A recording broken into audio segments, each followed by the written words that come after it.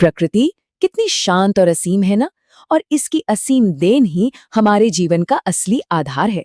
आज के इस ज्ञानसार में हम अपनी इसी सजीव पृथ्वी, इसके अनमोल संसाधनों और सतत विकास के विचार को गहराई से समझने वाले हैं। अक्सर ऐसा होता है कि हम अपने आसपास की चीजों को बहुत हल्के में ले लेते हैं, लेकिन आज हम मिट्टी, पानी और खनिजों के पीछे छिपी उस दिलचस्प कहानी को उजागर करेंगे जो सीधे हमसे जुड़ी है।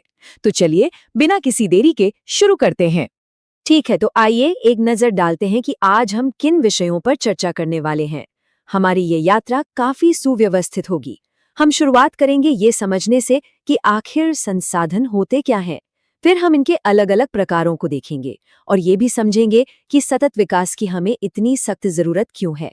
इसके बाद हम भारत की जमीन और हमारी सजीव मिट्टी के स्वरूप पर चर्चा करेंगे और अंत में जानेंगे कि हम आने वाली पीढ़ियों के लिए अपनी पृथ्वी की देखभाल कैसे कर सकते हैं।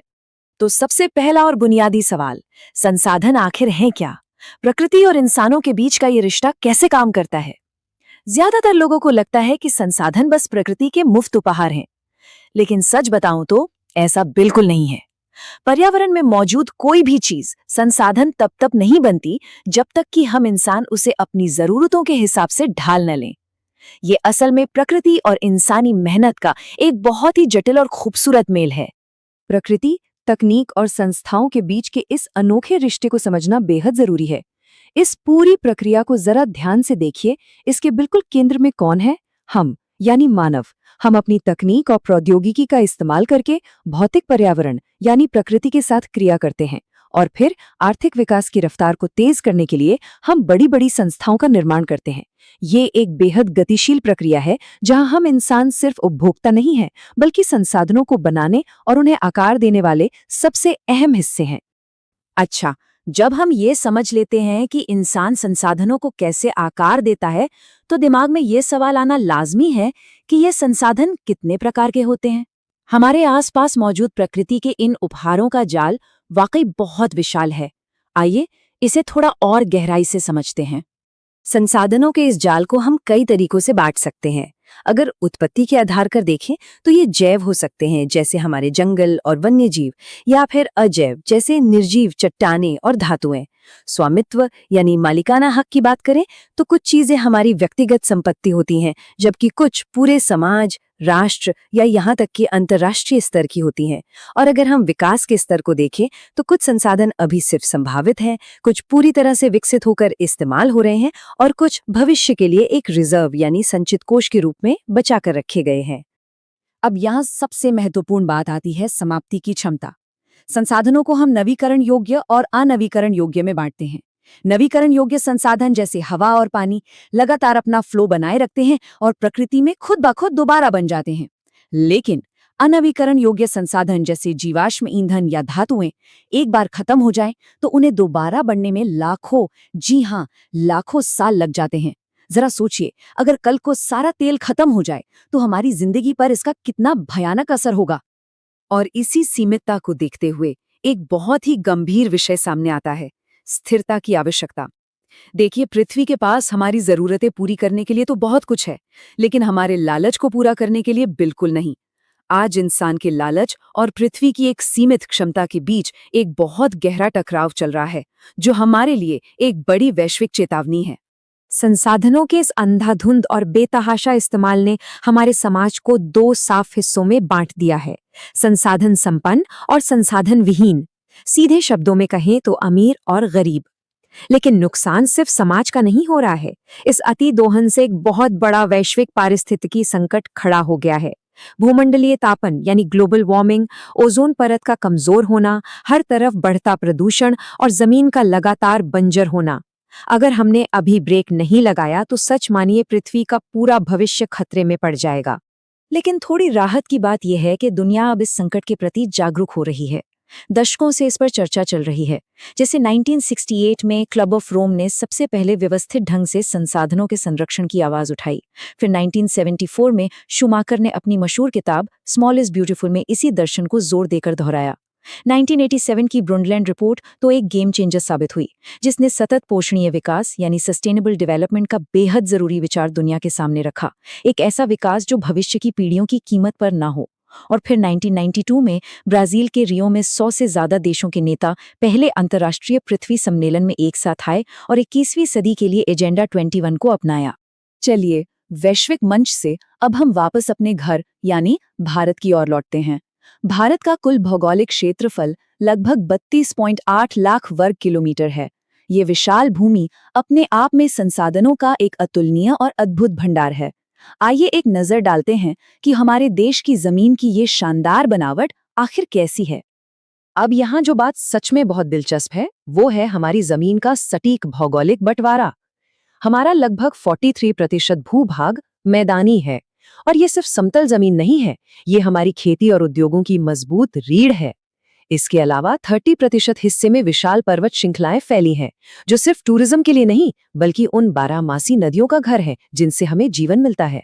और बाकी बचा 27% हिस्सा है हमारा पठारी क्षेत्र, जहां खनिज, जीवाश्म ईंधन और घने जंगलों का अपार खजाना छिपा हुआ है। हर एक हिस्से की अपनी एक बहुत ही खास भूमिका है। भूमि की इस सबसे ऊपरी परत को हम अक्सर महज धूल या मिट्टी समझ लेते हैं, है ना? लेकिन असल में ये हमारी सजीव मिट्टी है।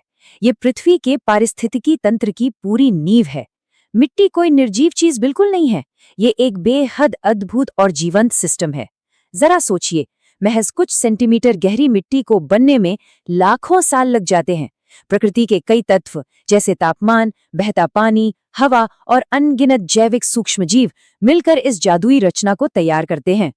और अगर हम भारत की बात करें तो यहाँ मिट्टी की अद्भुत विविधता देखने को मिलती है। उत्तर के विशाल मैदानों को ही ले लीजिए, वहाँ उपजाऊ जलोढ़ मिट्टी का राज है। वहीं दक्षिण की ओर दक्कन के पठार में काली मिट्टी पाई जाती है, इसे रेगर भी कहते हैं, और कपास उगाने के लिए इससे बेहतरीन मिट्टी कोई हो ही नहीं सकती। कुछ इलाकों में लोहे की मात्रा ज्यादा होने की वजह से मिट्टी का रंग लाल और पीला हो जाता है। और एक होती है लेटराइट मिट्टी, जो भारी बारिश वाले इलाकों में पाई जाती है।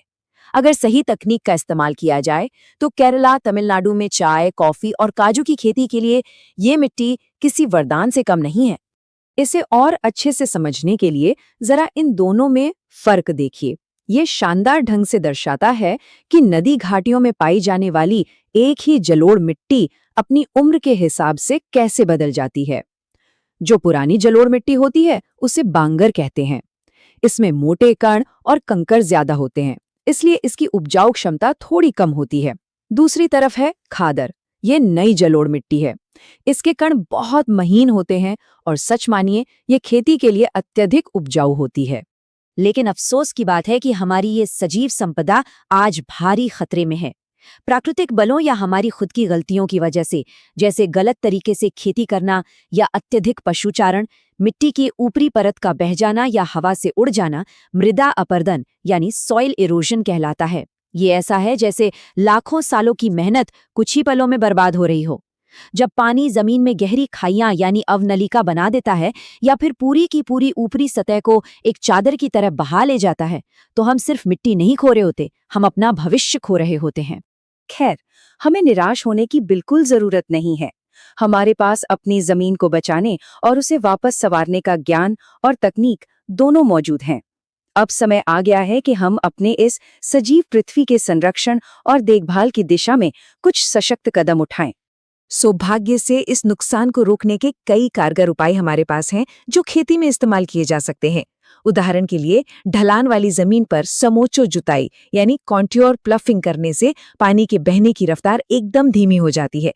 पहाड़ों पर हम सीढ़ीदार खेत बनाकर, जिसे सोपान कृषि कहते हैं, पानी के बहाव को रोक सकते हैं। जहां हवा बहुत तेज चलती है वहां फसलों की कतारों के बीच घास की पट्टियां उगाई जाती हैं। इसे पट्टी कृषि या स्ट्रिप फार्मिंग कहते हैं। और पश्चिमी भारत के रेगिस्तानी इलाकों में रेत के टीलों को स्थिर रखने के लिए पेड़ों की कतारें लगाई जाती हैं, जिन्हें रक्षक मेखला यानी शेल्टर बेल्स कहा जाता है। छोटे छोटे लगने वाले ये कदम हमारी मिट्टी की रक्षा करने में एक बहुत बड़ा गेम चेंजर साबित हो सकते हैं। तो आज का हमारा ये ज्ञान सार एक बहुत ही महत्वपूर्ण सवाल के साथ अपनी मंजिल पर पहुंचता है। यदि हमारे आज के कदम ही पृथ्वी के कल को आकार देते हैं, तो हम भविष्य की पीढ़ियों के लिए कैसी सजीव पृथ्वी छोड़कर जाने वाले हैं। मानव जीवन की गुणवत्ता और विश्व शांति को बनाए रखने के लिए ये बेहद जरूरी है कि संसाधनों का बंटवारा न्याय संगत हो। केवल एक सतत पोषणीय और संतुलित दृष्टिकोण ही हमें एक सुरक्षित और खुशहाल भविष्य की ओर ले जा सकता है। इस विचार पर गहराई से मनन करें और संसाधनों को सहेजने का एक दृढ़ संकल्प लें।